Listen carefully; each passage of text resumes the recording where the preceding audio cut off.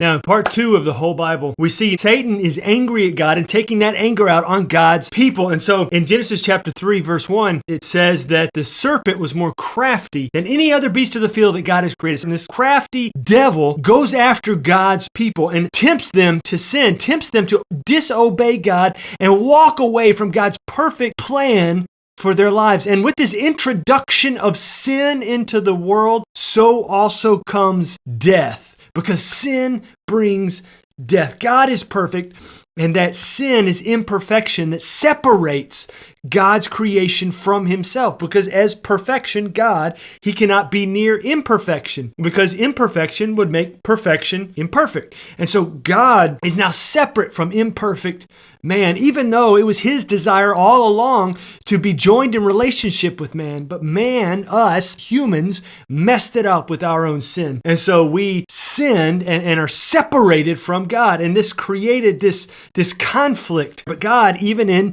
Genesis chapter 3, puts a prophecy of his son yet to come. God tells Satan in Genesis 3, verse 15, that he is going to put enmity between Satan and the woman, between the offspring of evil and the offspring of Eve. That, speaking of Jesus, God tells Satan that Jesus will bruise Satan's head, will crush his head, while Satan will bruise the heel of Jesus. Speaking of the crucifixion, the wounding, that in the wounding of Jesus will seal the end of Satan. So we have the fall of man in Genesis 3, the sin separating humans from God, and yet still there in Genesis 3, God introduces hope for the redemption of the world through the yet to come Jesus. So catch us next time in part 3.